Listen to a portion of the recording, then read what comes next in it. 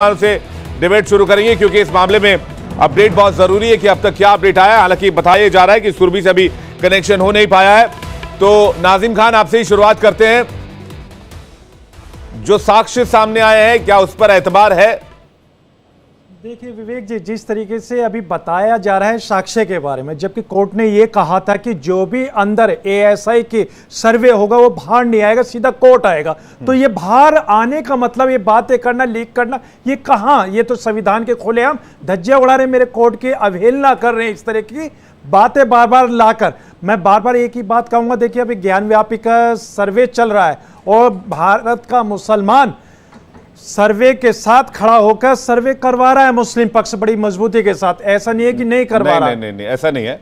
नाजिम खान सर्वे के पक्ष में खड़ा होकर सर्वे करवा नहीं रहा है, कोर्ट से मिले परमिशन के बाद सर्वे में शामिल हो रहा है, हिस्सा ले रहा है और कह रहा है कि हम कोर्ट के फैसले के साथ खड़े हैं। कोर्ट ने जो आदेश दिया है उसका सम्मान करना पड़ेगा, क्योंकि इसके अलावा कोई चारा नहीं है। बातों को दो तरीके से रखा जाता है। पहली बात, आपने कहा कि ये जो एविडेंस सामने आ रहे हैं वो बाहर नहीं आने चाहिए थे, तो ये पहले ही बाहर आ चुके हैं, अभी तो सिर्फ बातें की जा रही हैं।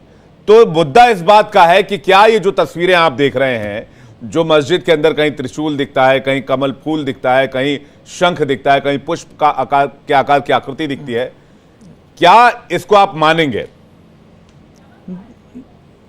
देखिए विवेक जी, जिस तरीके से आपने मेरे से बात की और सवाल रखा, तो मैं आपसे एक ही बात कहना चाहता हूं कि भारत का मुसलमान संविधान के तहत चलता है। और अभी जब मैंने कहा कि मेरा मुस्लिम पक्ष सर्वे करवा रहा है, तो आपने मुझसे कहा कि कोर्ट का आदेश था। सर देखिए, यह हमारा फंडामेंटल राइट है। भारत का मुसलमान अपने संवैधानिक अधिकार के लिए सुप्रीम कोर्ट गया, सुप्रीम कोर्ट ने आदेश दिया कि आप जाइए एएसआई का सर्वे कराइए, तो भारत के मुसलमान ने उसका स्वागत किया और सर्वे करा रहा है। सर इसमें कोई नई बड़ी बात नहीं है। बात यह है कि जो बाहर आकर एक तरीके से, मैं तो ये कहूंगा कि वो गुमराह कर रहे हैं कि निशान मिल रहे हैं, ये इस तरीके की बातें मैं बार बार सर्वे तो आपकी मर्जी के खिलाफ हो रहा है, ये बात तो साफ है ना।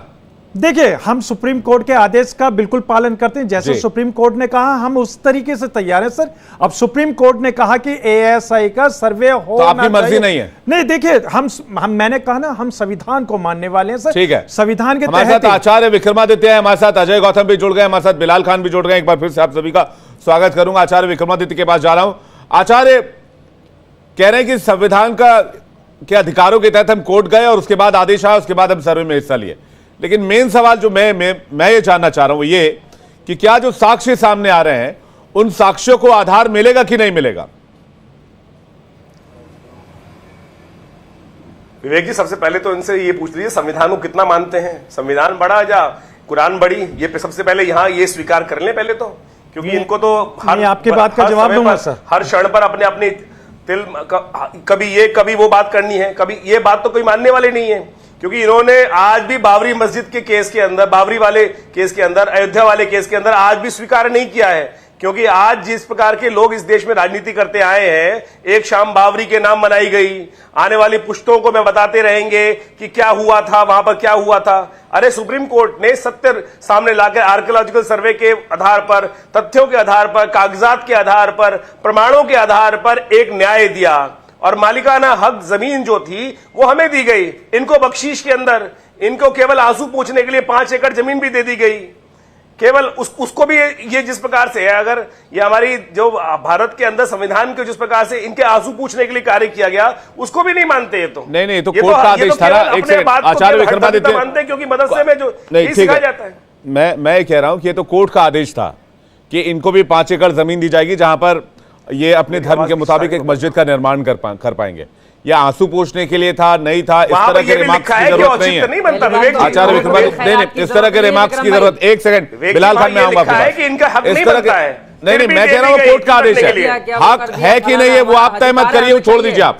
अरे इस्लाम के अंदर कहा है भैया बख्शीश में कुछ नहीं लेते शब्दों पर। एक सेकंड नाजिम साहब, आपत्ति में एंकर में मैंने आपत्ति ठहरा दी ना बिलाल, मैंने ठहराई ना आपत्ति, तो अब आप मुझे उनका जवाब पूरा होने दीजिए। आचार्य विक्रमादित्य, देखिए, यहां वास्तविक तौर पे जो सत्य प्रमाण सामने है, ज्ञानवापी के केस में एक एक प्रमाण सामने है, एक एक फरमान सामने है। वहां पूरा क्षेत्र जो है वो चीख चीख के अपनी गवाही दे रहा है, त्रिशूल सब गवाही दे रहा है। वराह की मूर्ति वहां सामने विद्यमान है, ये वराह की मूर्ति सामने विद्यमान है। बाबा स्वयं विश्वेश्वर वहां विराजमान है, नंदी वहां विराजमान है। उसके बाद भी ये मानने को तैयार नहीं है, लगातार हठधर्मिता पे महाजित पर अड़े हुए हैं, अनर्गल प्रलाप कर रहे हैं, अनर्गल प्रलाप जिसका कोई बेस नहीं है। मैं कहता हूं कि वास्तविक तौर पर यदि ये जानते, ये सारे के सारे लोग हैं, जितने भी लोग हैं, ये सब जानते हैं सत्य क्या है। प्रयास कर रहे हैं, इस प्रयास का कोई मतलब नहीं है। ठीक है, अपने उस योगी आदित्यनाथ भी कह चुके हैं कि मुस्लिम समाज को आगे आकर यह मान लेना चाहिए कि वहां पर जो साक्ष्य मिले वो मंदिर की ओर इशारा कर रहे हैं और बड़ा दिल दिखाना चाहिए। बिलाल खान जी, देखिए, मैं ये कहना चाहूँगा कि भारत के संविधान को हमने कब नहीं माना। राम मंदिर, जब बाबरी मस्जिद का फैसला आया तो राम मंदिर में हमने भी स्वागत किया, हमारे लोगों ने कभी भी कोई प्रोटेस्ट नहीं किया। ये अनर्गल बातें आप लोग कर रहे हैं। कोई खैरात को कोई आप हमें भीख नहीं दे रहे, ना हमें खैरात की जरूरत है। जिस तरीके से आपको मंदिर मिला, ओबीसी साहब का साथ नहीं दे रहे थे, बात खुद खत्म कर दिया। अरे ओवैसी साहब जो बोल रहे हैं आपसे, जहरीले आपके लोग कितने, योगी आदित्यनाथ लगातार बोल रहे हैं, कौन लोग जहरीले बयान दे रहे हैं आपकी। भारत के संविधान की बात आपको माननी पड़ेगी। विरोध करो ओबीसी का, मानते आप लोग क्या रहमानी का करो। रहमानी जो कह रहे थे एक शाम बाबरी के नाम पे गए थे, 25 लाख दिया जाएगा। जिस तरीके से आपको अधिकार मिला है बनाने का, ऐसे हमें भी मिला है। लेकिन आप लोग यहाँ बैठ के छाती पीटने काम करते हैं, एक तथ्य आपके पास नहीं है। कब से नमाज पढ़ रहे हो वहाँ पे? एक भी ईंट लगाने का काम किया? कब से नमाज पढ़ रहे हो? आचार्य विक्रमादित्य, ठीक है, जवाब ले लेते हैं एक करके। ठीक है, आचार्य विक्रमादित्य वेट कीजिएगा थोड़ा सा। हाँ, बिलाल खान, मुद्दे पर आइए। ठीक है, आपसी लड़ाई से आगे बढ़ते हैं। हम लोग डिस्कस कर रहे थे ज्ञानवापी का जो मसला है उसको लेकर। डिस्ट्रिक्ट कोर्ट ने जब सर्वे का कहा कि जब वजू खाने का सर्वे हुआ, मुसलमानों ने सर्वे कराया, फिर ये कार्बन डेटिंग पे पहुंचे तो कार्बन डेटिंग से स्टे हुआ, कार्बन डेटिंग नहीं हुआ। उसके बाद अंदर एएसआई की हो, तो हमारे भी पास अधिकार हैं। जब डिस्ट्रिक्ट कोर्ट ने अलाउ किया कि एएसआई सर्वे होगा, उसके बाद हम लोग हाई कोर्ट गए। हाई कोर्ट के बाद हाई कोर्ट से भी कहा गया एएसआई सर्वे होगा, फिर हम सुप्रीम कोर्ट ने स्टे लगाया, फिर वापस हाई कोर्ट आप लोग गए, हाई कोर्ट ने फिर इजाजत दी। लेकिन हमने हर चीज अधिकार मानने की बात की। लेकिन आज आप देख लीजिए, इनके जितने भी धर्म गुरु हैं, क्या क्या अल्फाज बयान कर रहे हैं टीवीओ पर, चाहे वो योगी आदित्यनाथ हो, चाहे वो इनसे जुड़े हुए लोग हो। योगी आदित्यनाथ अभी कोई बुरी बात नहीं बोली, मथुरा काशी बाकी है। ये तो भारत के संविधान को नहीं मानते। आस्था से पहले सॉल्यूशन इनको मैं क्लियर कर दूं, देश जो है आस्था से नहीं चलेगा, बिलाल खान, देश कानून से चलेगा। सर ठीक है, अपना ये रिमार्क याद रखिएगा। मुझे एक बात बताइए, जो साक्ष्य जो अंदर मिले हैं, जो त्रिशूल का निशान है, मस्जिद पे होता है? देखिए, जितनी भी आप उस पर अपनी दलील रखिएगा, लेकिन मुझे बताइए, क्या वो मस्जिद पर त्रिशूल का निशान हो सकता है? क्या शंख के निशान हो सकते हैं? और जिस मस्जिद पर शंख और त्रिशूल के निशान बने, क्या वहां की इबादत कबूल हो सकती है? देखिए, जो मस्जिद है, आपको ये बताना पड़ेगा। मेरी बात का जवाब, मैं आपके जवाब का जवाब दे रहा हूँ। ये आप ये बता दीजिए, मस्जिद कब से है वहाँ पर, कितना वक्त हो गया?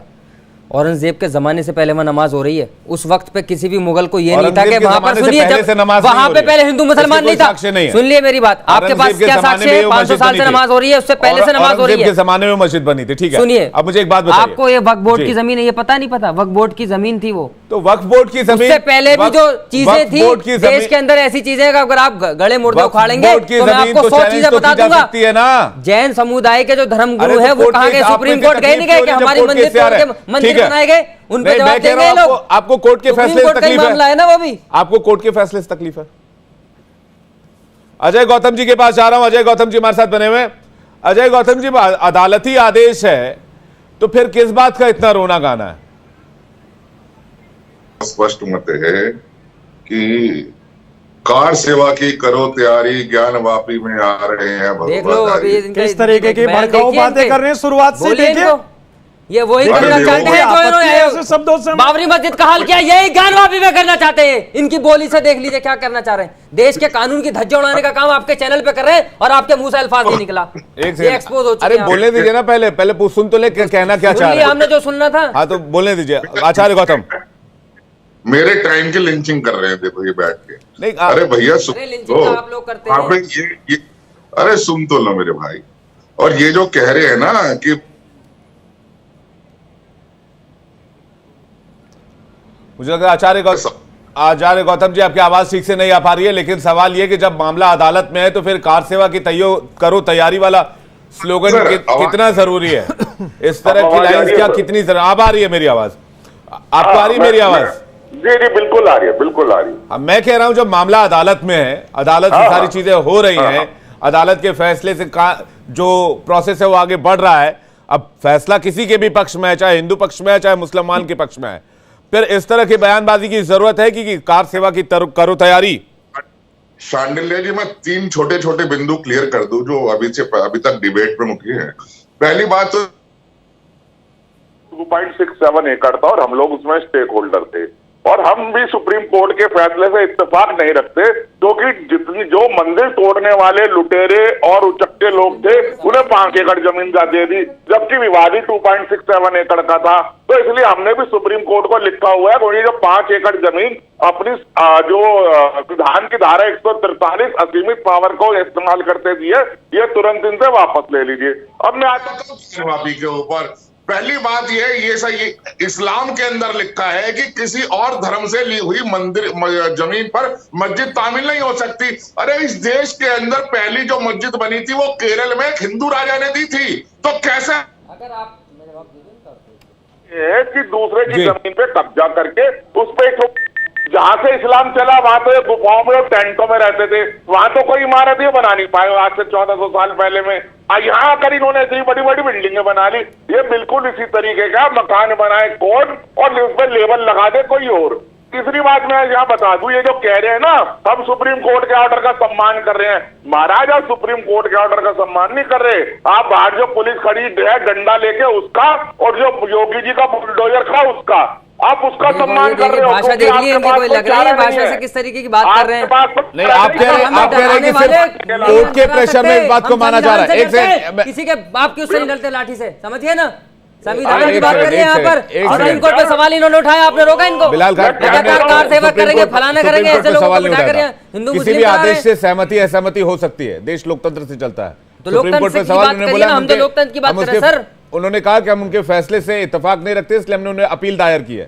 पहले बात को पूरी सुना कीजिए। और देश किसी के भी सुना है हमने, और देश के एक बात और करते, सुनिए मेरी बात, सुनिए मेरी बात, 1 सेकंड में ले रहा हूँ।